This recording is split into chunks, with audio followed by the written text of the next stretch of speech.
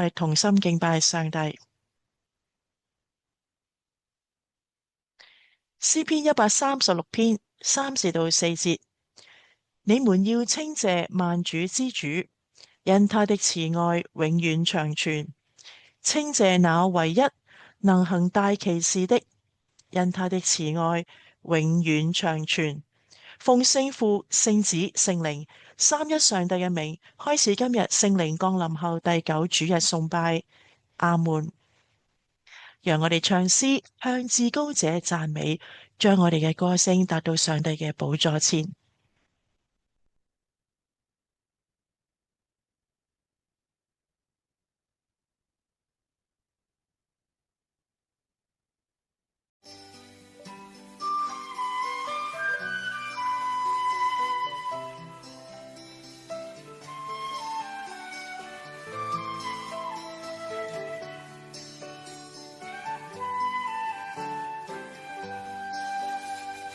心皆向至高者讚美，頌讚主聖潔，誠實無偽正直。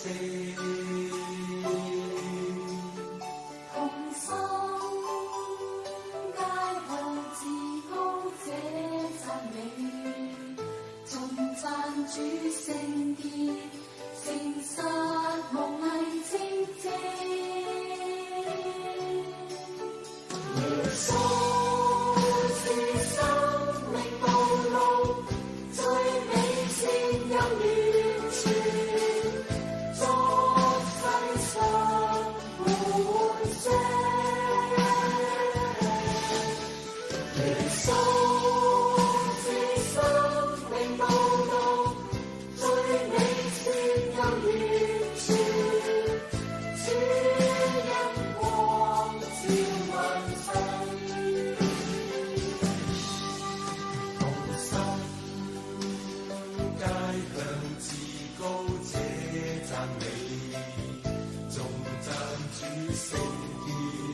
誠實無偽正直，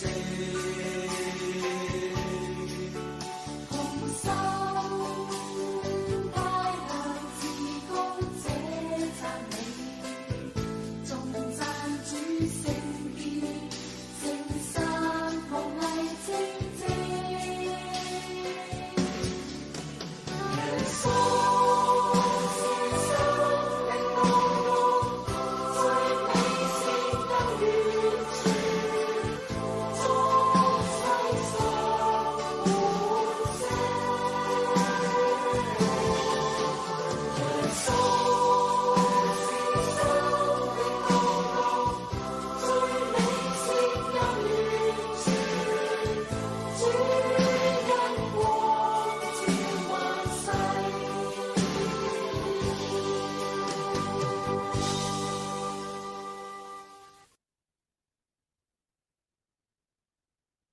讓我哋喺聖潔嘅上帝面前靜默片刻，省察自己嘅罪。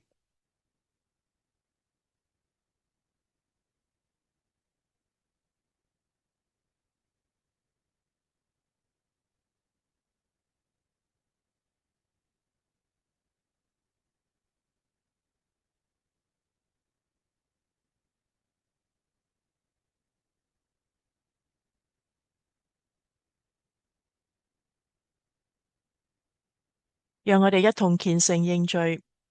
聖潔的上帝，你知道我們的心思，明白我們的試探、掙扎和軟弱，無力拒絕罪的誘惑。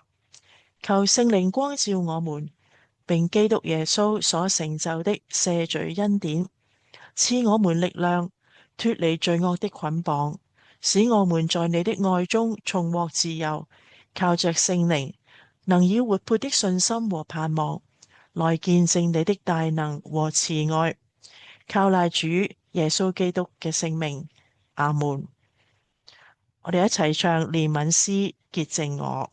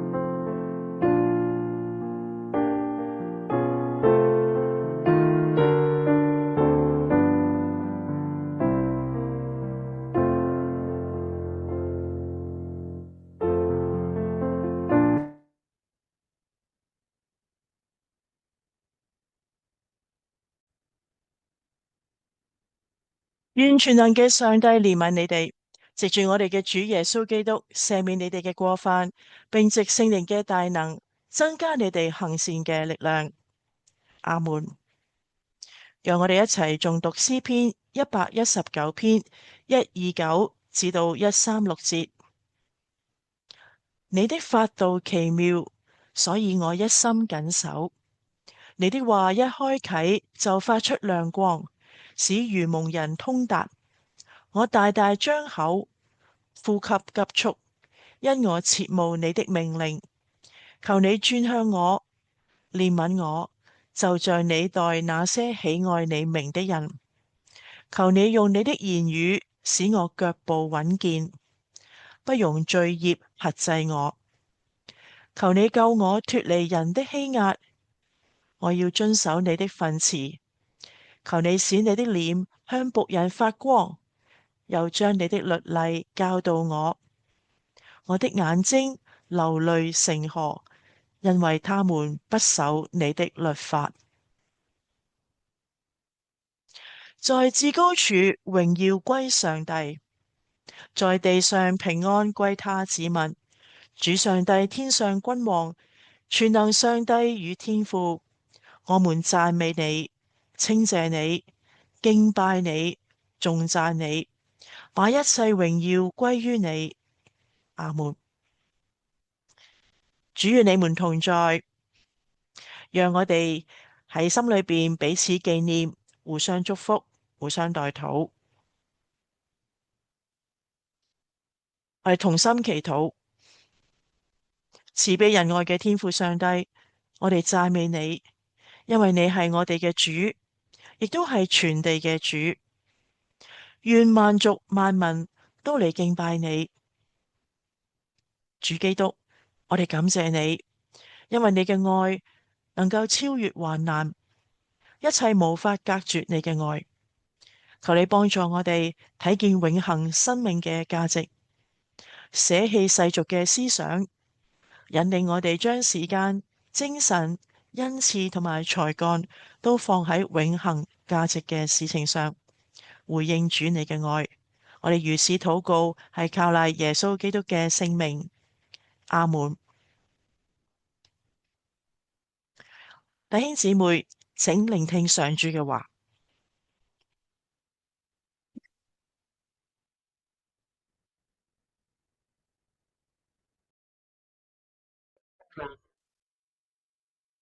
今日嘅舊約引題，列王紀上3章5至到12節。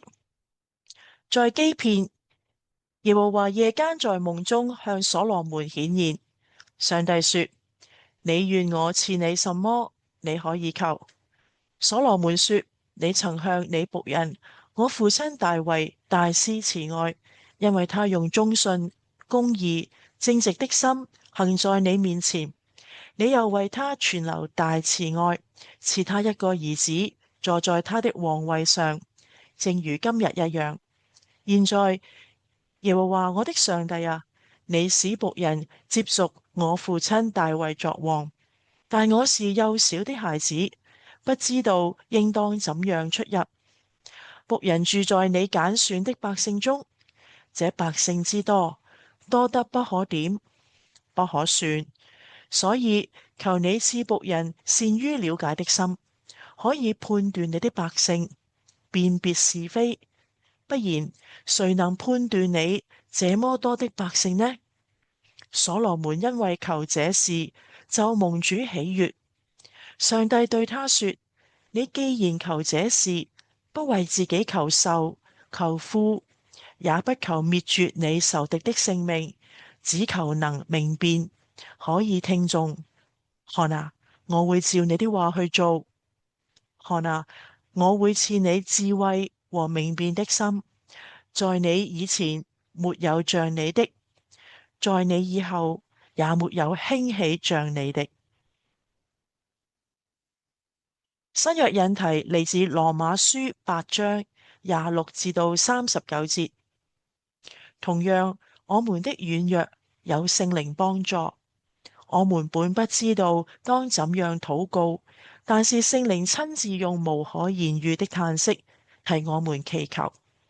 那監察人心的，知道聖靈所體貼的，因為聖靈照着上帝的旨意替聖徒祈求。我們知道萬事都互相效力，叫愛上帝的人得益處，就是按他旨意被召的人。因為他所預知的人，他也預定他們效法他兒子的榜樣，使他兒子在許多弟兄中作長子。他所預定的人，他又召他們來；所召來的人，他又稱他們為義；所稱為義的人，他又叫他們得榮耀。既是這樣，我們對這些事還要怎麼說呢？上帝若幫助我們，誰能抵擋我們呢？上帝既不顧惜自己的兒子，為我們眾人捨了他，豈不也把萬物和他一同白白地賜給我們嗎？誰能控告上帝所揀選的人呢？有上帝稱他們為義了。誰能定他們的罪呢？有基督耶穌已經死了，而且復活了，現今在上帝的右邊，也替我們祈求。誰能使我們與基督的愛隔絕呢？難道是患難嗎？是困苦嗎？是迫害嗎？是飢餓嗎？是赤身露體嗎？是危險嗎？是刀劍嗎？如經上所記，我們為你的緣故，終日被殺，人看我們如將宰的羊。然而靠着愛我們的主，在這一切的事上，我們已經得勝有餘了。因為我深信，無論是死是活，是天使，是掌權的，是有權能的，是現在的事，是將來的事，是高處的，是深處的，是別的受造之物，都不能使我們與上帝的愛隔絕。這愛是在我們的主基督耶穌裏的。這是上主的話，感謝讚美主。讓我哋恭迎主耶穌基督嘅福音。哈利路亞，哈利路亞，哈利路亞。恭讀主耶穌基督嘅福音，記載喺馬太福音13章31至到33節，44至到52節。他又設個比喻對他們說：天國好比一粒芥菜種，有人拿去種在田裏，它原比所有的種子都小，等到長起來，卻比各樣的菜都大，且成了樹，以致天上的飛鳥來在它的枝上築巢。他又對他們講一個比喻：天國好比麵酵，有婦人拿來放進3斗麵裏，直到全團都發起來。天國好比寶貝藏在地裏，人發現了就把它藏起來，歡歡喜喜地去變賣一切所有的，買這塊地。天國又好比商人尋找好的珍珠，發現一顆貴重的珍珠，就去變賣他一切所有的，買下這顆珍珠。天國又好比網撒在海裏，聚攏各種魚類。網一滿，人們就把它拉上岸，坐下來，揀好的收在桶裏，不好的丟掉。世代的終結也要這樣，天使要出來，把惡人從義人中分別出來，丟在火爐裏，在那裏要哀哭切齒了。耶穌說：這一切的話，你們都明白了嗎？他們對他說：明白了。他對他們說：凡文士學習作天國的門徒，就像一個家的主人，從他庫裏拿出新的和舊的東西來。這是主耶穌基督嘅福音。感謝上帝，賜下福音。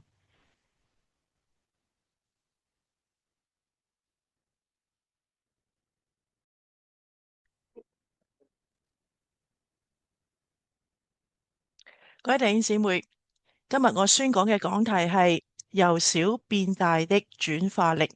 我主要係講福音經課。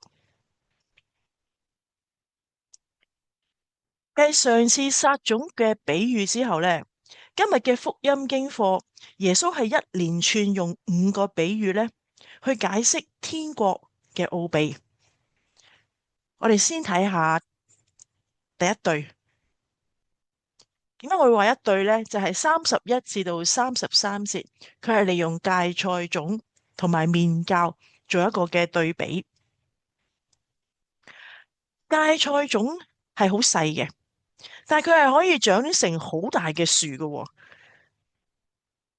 由好細嘅芥菜種長大到好大嘅樹，係一個好大嘅對比。而猶太人呢，就認為芥菜種係最細粒嘅種子。不過呢，其實世界上最細嘅種子唔係芥菜種喎。雖然我種嘢就唔叻啦，但係呢，好似蘭花啊，或者其他植物呢，佢哋嘅種子仲比芥菜種細嘅，直頭好似粒塵咁樣嘅。咁我哋先睇下芥菜種究竟係點嘅先。係啦，左邊你見到手指上面嗰粒，哇，原來佢係可以長大到咁大嘅樹嘅喎。所以耶穌喺馬太福音17章20節，佢就強調，如果我哋嘅信心，即使細到好似呢一粒咁細嘅種子，都可以成就大事。所謂芥菜種嘅信心，哇！芥菜種嘅咧，如果生長起嚟成為好大嘅樹咧，係好似可以去到12啊15尺，好多雀仔可以喺裏邊咧係棲息嘅。就好似天國嘅福音開始嘅時候，可能都係微不足道啦，或者都冇人睇到啦。但係當佢發展到遍及全地嘅時候呢，就好似呢一幅圖咁，而好多嘅飛鳥、好多嘅生命呢，都可以喺裏邊棲宿嘅。其實舊約呢，都會用飛鳥棲宿大樹嚟比喻彌賽亞嘅救恩呢，係要遍及外邦人，而唔少外邦人都會嚟投靠上帝，喺呢一棵嘅上帝嘅救恩嘅樹嗰度咧棲息嘅。好啦，嚟到麵酵嘅比喻呢，我哋就會知道，其實今日我哋整麵包，麵酵係製造麵包嘅必需品，但係原來一堆嘅麵酵呢。哇，係可以發到差唔多60磅嘅麵團嘅喎，3斗啊！即係如果今日嚟講咧，大概係60磅。哇，好犀利喎！啊，我哋當中有啲會友可能都有60零70磅嘅啫喎。哇，係一個好大嘅對比，係咪啊？難以想象嘅份量。原來上帝嘅福音係可以有咁顯著嘅果效，由細變大，同埋可能係靜悄悄發生㗎，你唔多覺眼嘅。亦都你意想不到嘅，但係佢就係能夠帶嚟生命完全嘅變化，超出我哋嘅所可以想象到。就好似耶穌嘅一生，好寒微係咪？喺馬槽，但係你諗都諗唔到，佢係會帶嚟翻天覆地嘅變化，係超出人類所想所求。天國，上帝嘅國度嘅領域，雖然係好闊好大。不過其實天國亦都喺我哋嘅心裏邊，重點唔係話你嘅信心本身有幾大有幾細，而係你本身有冇連結於全能嘅上帝。但我哋嘅內心呢，每日都爆發大大小小嘅屬靈爭戰嘅，係咪？但係天國嘅擴展呢，就真係由人嘅內心開始嘅。就正如回應上一次我哋講，我哋嘅心田究竟係咩土壤？所以我哋真係要每一日祈求聖靈幫助我哋戰勝每一場嘅屬靈爭戰。好啦，嚟到下一個比喻啦，嚟到寶藏同埋呢一個尋珠。嗱，巴勒斯坦呢成日都見爭嘅，今日都係啦。唔少人呢會將佢嘅財寶呢收埋喺地下嘅。天國嘅寶貴就好比人遇見寶貝同埋珍珠。係會願意俾極高嘅代價嚟換取。不過問題係，有咩人會睇得見天國福音嘅價值呢？以致佢願意付上代價呢？我哋先睇44節啦。嗱，呢一個主角呢，佢就係無意中遇見呢個寶貝喎。45節嗰個商人呢，就刻意去揾啦，佢刻意要揾一粒好靚嘅珍珠。去到46節，當佢揾到呢一粒極其貴重嘅珍珠，佢就寧願將所有嘅家財都變賣，在所不計。呢個藏寶同埋尋珠呢兩個比喻，其實就係強調上帝嘅國救恩啊，係比世上任何有價值嘅東西都寶貴。耶穌係至寶啊，係值得我哋係盡心盡性盡意盡力去擺上。可能唔知大家有冇聽過呢一個名呢？賭石，唔係寶石喎，係賭啊，賭博個賭。原來呢一個詞呢，係喺國內珠寶界嘅術語嚟嘅喎，意思即係話呢，當翡翠呢仲係俾一層外邊嘅礦物包住嘅時候呢，你都唔知道裏邊嗰個翡翠靚定唔靚。嗱，買家呢就要憑開咗一忽嗰個咁樣嘅經驗呢，就睇下究竟呢個翡翠係咪靚嘅呢？就憑一個咁細嘅孔，你就窺探呢一個翡翠究竟係靚唔靚，都有啲賭博嘅成分嘅。如果有啲買家認為係靚貨色呢，佢可能傾盡所有嚟買喎。不過最終原來剝咗之後個翡翠唔靚呢，都冇辦法。以至呢，原來喺玉石市場呢，經常會見到一夜暴發啊，亦都有一夜傾家蕩產嘅人，好似賭博咁啊。所以呢一種呢，又叫做賭石。嗱，採摘珍珠又差唔多嘅喎。你諗下，你未揭開嗰個殼之前，你都唔知裏邊啲珍珠靚定唔靚噶嘛。嗱，商人呢，遇見寶貝同埋珍珠呢，根據經文嘅比喻呢，佢哋係願意付上極高嘅代價去換取嘅。嗱，無論佢哋嘅出發點係點，佢哋要揾嘅寶貝都係超乎佢哋心中所想嘅。佢哋寧願放棄佢哋自己手上嘅一切，都要得到呢啲嘅寶藏。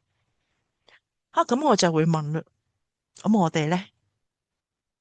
我哋又願唔願意為耶穌付出我哋擁有嘅嘢？你能夠付出啲乜嘢呢？雖然天國嘅擴展係上帝嘅旨意，不過其實上帝都付上咗好重嘅代價，咪就係差派咗佢嘅獨生子嚟到呢個世上，同自己分離咯。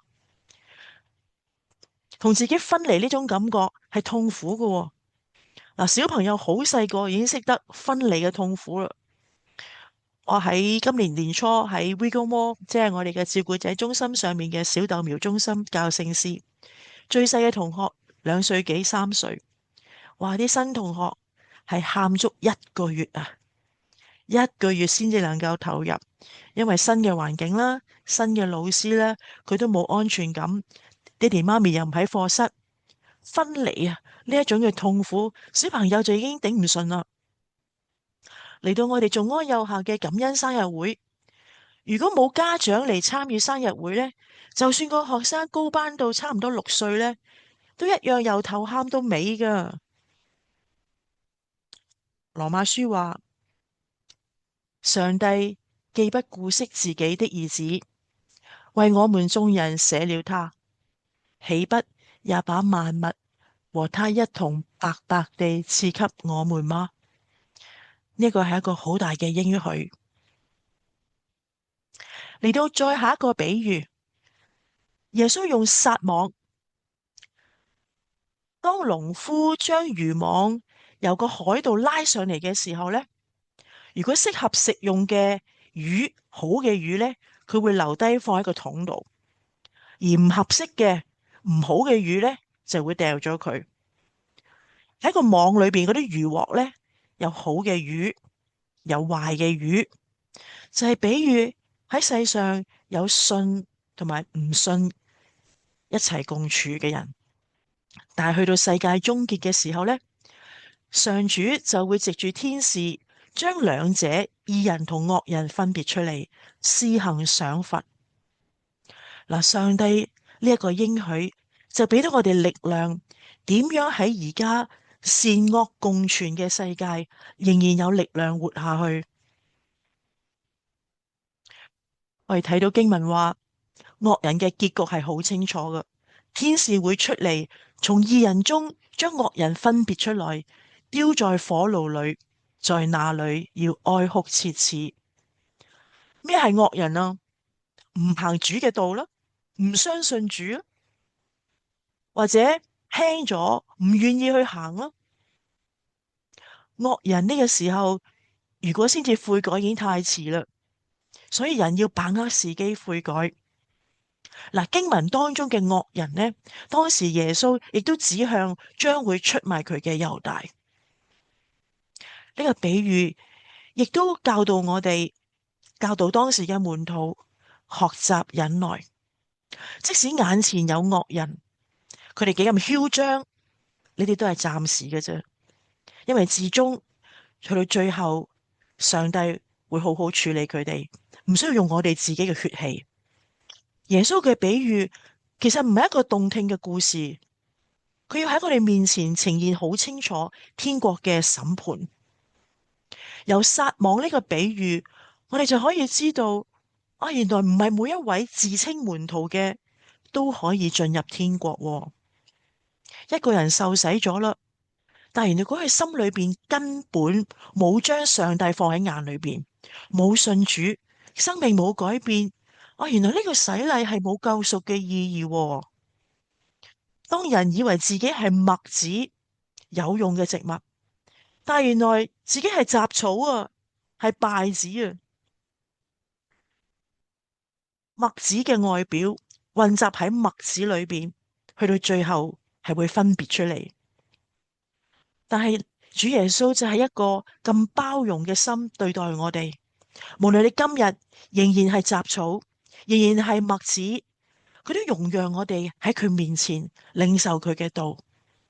呢一切唔係因為我哋做得好啊，唔係因為我哋做嘅嘢蒙佢悅納，而係佢一直俾機會我哋悔改，直至生命嘅最後一刻。所以當我哋願意悔改，天國嘅種子係會再一次喺我哋內心發芽生長，而且帶嚟嘅轉化係超乎我哋所想所求。嚟到51同埋52節，經文係用新舊壯闊，其實係一連串比喻嘅總結。而51同埋52節呢，亦都係馬太福音獨有嘅經文嚟嘅。而且耶穌今次係向住門徒講噶，重點係在於門徒，你係唔係明白主所講嘅道？明白，即係話你係會實踐咯，唔係就係聽咗算咯。因為明白而實踐嘅，先至係真正嘅門徒。去到52節，究竟呢個文士耶穌係指咩人呢？嗱，福音書一直講文士呢，就係當時嘅宗教領袖啦。佢哋自稱律法好叻嘅專家嚟嘅。但係如果你要呢啲文士放棄自己嘅文化傳統、既得利益，去改信耶穌所傳天國嘅福音呢，咁就真係冇乜可能噶。但係如果佢哋真係願意將喺耶穌領受嘅新嘅教導，同佢哋舊有所知律法嘅教導都拎出嚟，耶穌話佢哋都可以成為天國嘅門徒啊！有冇例子啊？有，尼哥德姆咯。尼哥德姆本身係法利賽人，係以色列人嘅老師，亦都係猶太人嘅官。不過佢真心相信耶穌係上帝差派嚟嗰一位，佢深夜去揾耶穌請教真理。耶穌就話：人若不重生，就不能見上帝嘅國。尼哥德姆就唔明啦，人都老咯，點可以重生呢？再返去媽咪個肚裏邊生出嚟？直至到耶穌最後帶出經典嘅金句：上帝愛世人，甚至將他獨一的兒子賜給他們，叫一切信他的人不至滅亡，反得永生。所以返返去第52節，呢個文士原來唔係淨係指猶太人嘅文士啊，原來係泛指學習做天國嘅門徒，即係耶穌嘅門徒，包括你和我。如果我哋明白理解天國嘅真理，我哋就有責任去教導人認識同埋遵守呢個真理。而喺教導嘅過程裏邊呢，我哋會一直從聖靈裏邊領受新嘅詮釋，而舊有對經文嘅理解加埋就會有更深入、更加精要領受上帝嘅道。而耶穌亦都將寶貴嘅新約教導同埋舊約真理帶俾世人。好啦，嚟到呢度，我就希望大家反思下，原來喺上帝嘅國度，我哋嘅力量係可以超乎想象。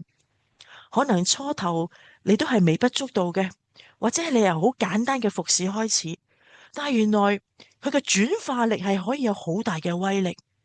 世上係冇任何勢力能夠攔咗天國嘅力量，係名副其實，勢不可擋。所以我哋今日為福音擺上係唔會徒然嘅。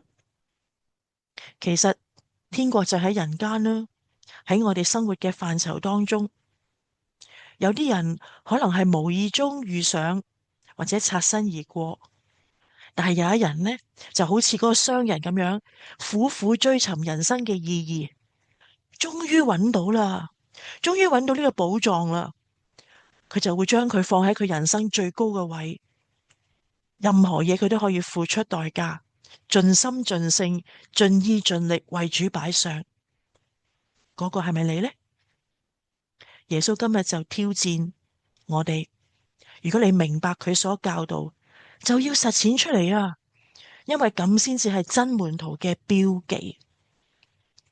我知道完咗世界盃，唔少人士即係唔定止弟兄啊，可能姊妹都有啲虛空，係咪啊？追咗成個月，而家唔知點呢咁。我覺得世界盃原來同真理都好有關嘅。認唔認得佢啊？嗱，好多西班牙嘅足球員啦，或者教練呢，原來都係有天主教或者基督宗教背景，而佢哋喺生活中真係活出信仰。我相信喺整個嘅球賽裏邊，你哋都見到。其中呢一位冠軍教練富安迪，佢係世界盃史上最年長嘅冠軍教練，65歲，佢而家紅透半邊天啊！不過你知唔知佢曾經都經歷過人生最黑暗嘅日子？佢失業長達18個月，幾乎俾足球界遺忘啊！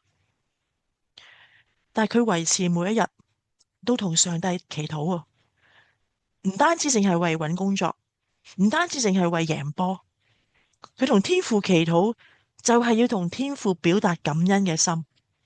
佢話：我每一日起床，我就係感謝天父。我起床嘅時候身體安好，就要感恩啦。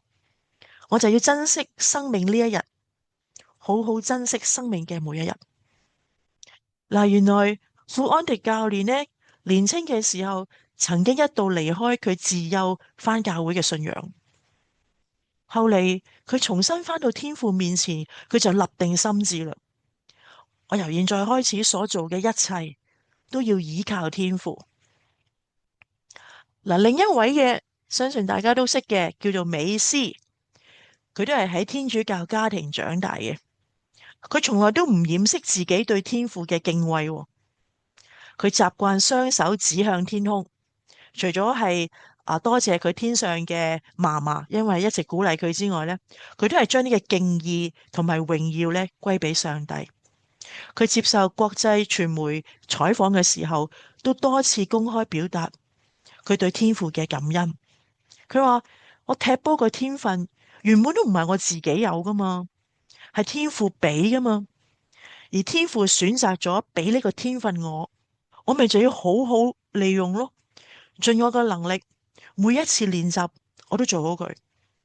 我就係珍惜上帝俾我呢一個足球嘅恩賜。弟兄姊妹，你對呢兩位，一位教練，一位好出名嘅球員，佢哋所講嘅，對你有冇啟發啊？你睇下，當眾人好嬲怒，甚至喺度好晦氣嘅時候，我哋睇下呢個後生仔，呢個後生仔叫耶馬，19歲咋，佢唔理其他人，佢就專心喺度祈禱，將榮耀歸俾上帝。佢19歲咋，你睇呢個圖畫係一個幾大嘅對比。我哋喺個世上都係，我哋寄居喺呢個世上，周圍嘅人嘅價值觀未必同我哋一樣，但係唔代表我哋就要同佢哋一齊。因為當我哋明白真理，明白嘅意思係要實踐嘅，咪就好似耶馬咁咯。當大家好血氣嘅時候，佢就要安靜喺上帝面前，多謝上帝賜俾佢有足球嘅恩賜，多謝佢帶領呢一球嘅球賽。嗱，唔單止耶馬，右邊你見到法國、英國唔少球員一開始嘅時候，將佢每一場球賽都交俾上帝嘅手裏邊。我哋有冇將每一日嘅開始都交俾上帝嘅手去掌管呢？每一日瞓覺嘅時候，有冇都多謝上帝帶領你嗰一日呢？如果喺球場上，我哋見到咁多人都可以實踐信仰，對我哋今日會唔會帶嚟生命嘅轉化？呢啲獎杯，呢啲榮耀，終會有一日都同我哋嘅生命一樣離開世界。但係喺耶穌基督活出生命價值，係會有永恆嘅意義。即使可以係有好微小嘅服侍開始，但係上帝都可以轉化為巨大嘅果效。所以弟兄姊妹，天國嘅力量，只要你願意活在上帝嘅國度裏邊，佢帶俾你嘅力量係超乎你所想象。但係要由你嘅內心開始，嗰種轉化可能係靜靜地發生，令你意想不到，但係就會帶嚟你生命一個好完全嘅轉化，超乎你所想所求。但我哋仍然需要聖靈嘅幫助，戰勝我哋內心每一場屬靈嘅爭戰。記住，耶穌係我哋嘅至寶，冇嘢仲要得過我哋嘅救恩。當你明白呢一個真理嘅時候，我哋就會願意好好學習做天國嘅門徒。做天國嘅門徒就係要活出同埋活喺佢嘅國度。你要同人哋分享你新嘅領受同埋舊嘅寶庫，你嘅生命就一定會經歷豐盛嘅轉化。榮歸聖父、聖子、聖靈嘅名，阿門。我哋一齊祈禱。天父，我哋活喺呢個世上面嘅時候，好多時候好多聲音，好多時有好多人嘅做法都打擾咗我哋專心定睛於你。感謝今日喺經文裏邊，你提醒我哋，你帶嚟生命嘅轉化力係巨大。即使我哋好似芥菜種咁嘅信心開始，只要我哋能夠向你連結，喺禱告喺你嘅話語上面扎根，我哋深信我哋唔能夠解決嘅困難，喺面前爛咗嘅一切，天父你就能夠有巨大嘅能力轉化。願我哋心裏邊嘅爛咗，天父你都能夠垂聽。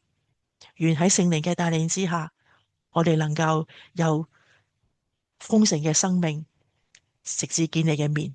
奉耶穌基督嘅聖名，阿門。我哋一齊唱回應詩，以感恩為祭。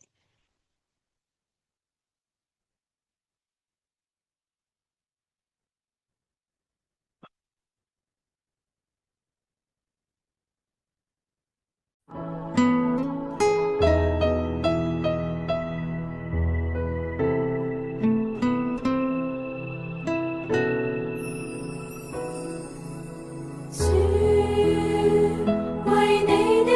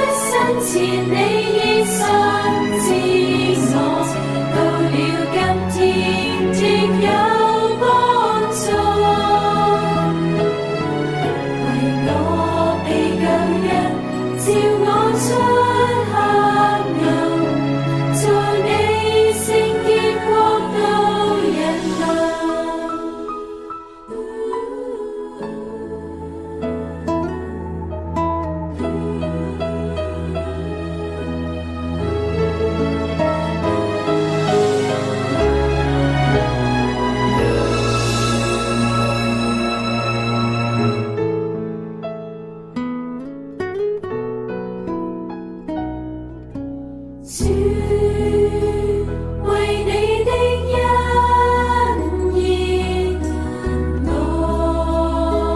要滿心感謝，又提示安慰，到責備管教，內裏有你愛念情意。主，為你的恩情，我要滿心感謝，也要常思想，就耶穌說，正愛見證你大能。你的安排往往多新意，你有風上先會收取，願洗掉配足，讓我得益處，而我再看天恩處處。神啊，你恩典太美妙神奇，配得萬眾稱頌。我要以感恩為祭獻給你，並永紀念你作為。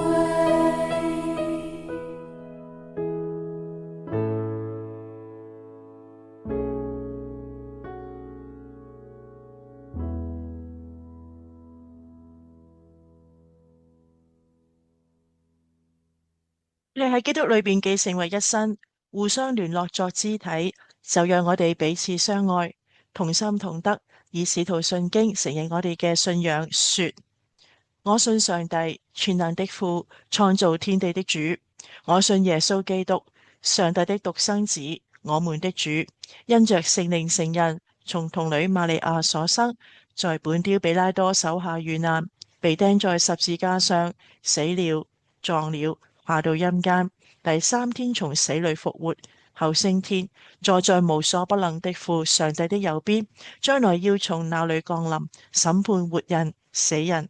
我信聖靈，一聖基督教會，聖徒相通，罪得赦免，肉身復活，並且永生。阿門。讓我哋全心全意為上帝所愛嘅兒女同埋世人嘅需要祈禱。慈悲仁愛天父上帝，我哋先為到世界同埋本港祈禱。美國撤銷對伊朗石油銷售嘅授權，回應伊朗近日喺海峽附近襲擊商船，美伊軍事衝突仍然持續，祈求主讓中東地區局勢有所舒緩。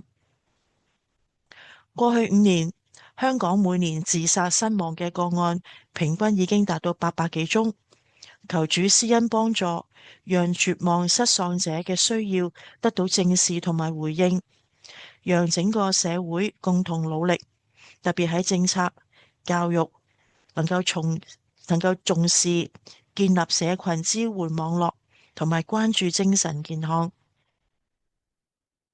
我哋為到眾安有效同埋教會祈禱。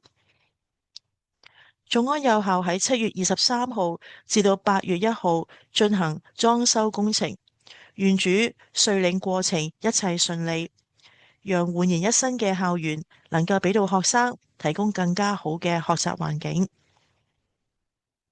8月18至到21號，朱教師、佩君老師會喺幼校參與暑期聖經班，求聖靈引領幼校嘅學生能夠喺課堂開心學習，身心社靈都能夠喺真理裏邊成長。協助嘅老師亦都能夠喺活動裏邊經歷上帝。願主帶領本會，讓新任監督、副監督、新一屆嘅董事、常務委員同埋各部部長、學校校董能夠按主旨意同心合一侍奉，帶領本會嘅發展。我哋為到肢體祈禱，由於郭太嘅化療要排到8月7號先至能夠開始，醫生怕佢左腿骨會有骨折嘅危險。禮拜3會先做一個加鋼管嘅骨科手術，願主掌管手術過程一切平安，亦都願郭太申請工人姐姐嘅過程一切順暢，盡快成為照顧佢嘅好幫手。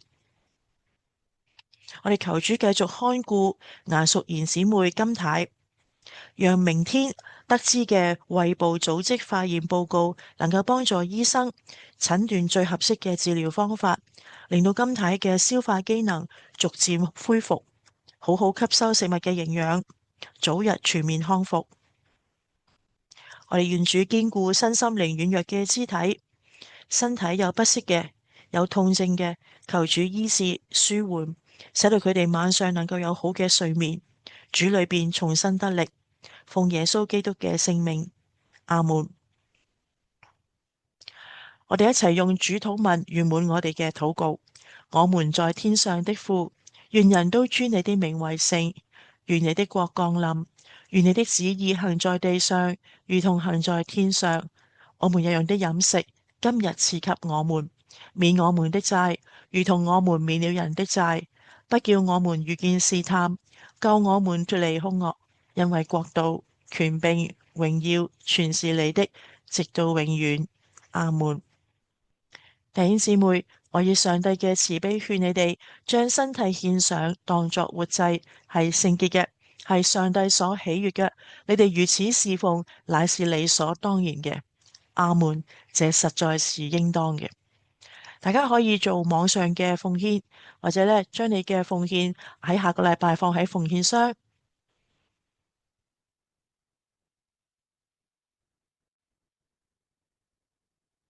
進入差遣禮，讚美真神，萬福之根，世上萬民讚美主恩，天使天軍讚美主名，讚美聖父、聖子、聖靈。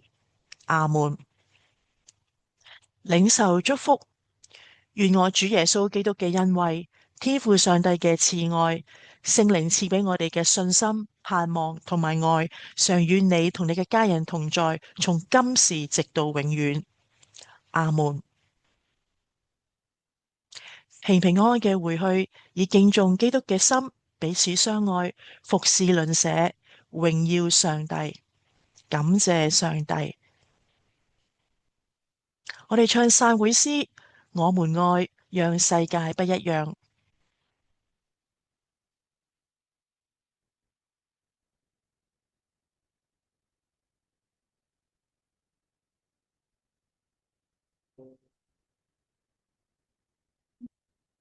我是天父愛的創造，每個人有最美的夢想，一路上彼此照亮，扶持擁抱，我們的愛讓世界不一樣。你和我是天父愛的創造，每個人有最美的夢想，一路上彼此照亮，扶持擁抱，我們的愛讓世界不一樣。我們愛，因神先愛我們，隨你我不一樣，我們一路上走往祝福的方向。我們愛，因神先愛我們，心再堅強也不要獨自飛翔。只要微笑，只要原諒，有你愛的地方就是天堂。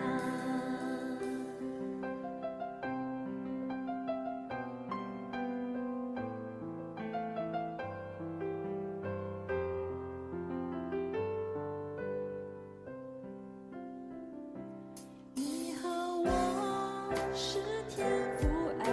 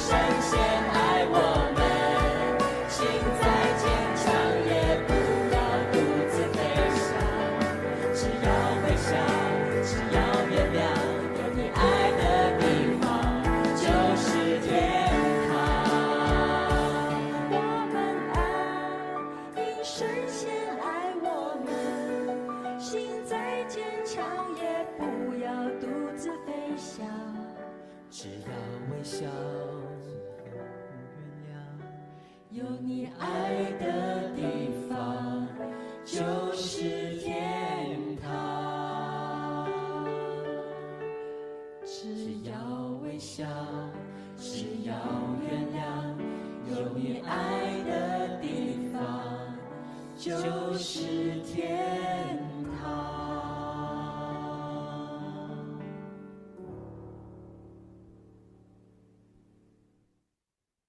而家係報告嘅時間，本來今日係預定咗一團火嘅健康愛宴，我哋可能係喺遲啲嘅時間，我哋再可以開始有呢個健康嘅午膳，彼此交流，建立屬靈嘅連結嘅。頭先我哋代禱都有交代到郭太星期三嘅手術，請大家繼續為佢代禱紀念。金太亦都係聽日會聽取衛部組織嘅化驗報告。港九培靈研經大會8月1號至到10號，如果唔能夠聽嘅，可以喺 YouTube 度聽返，可以重溫到8月20號。下個禮拜嘅侍奉人員講員係包世微牧師，主禮朱教師，讀經員文愛玲，司琴林影彤，司事司獻蔣秀瓊、陶允珍，音響直播蔡秀霞、謝慶良，輪值執事金國浩，兒童事工李佩君，崇拜報告金國浩。好，崇拜嚟到呢度，我哋繼續嘅彼此代禱，下個禮拜見，拜拜。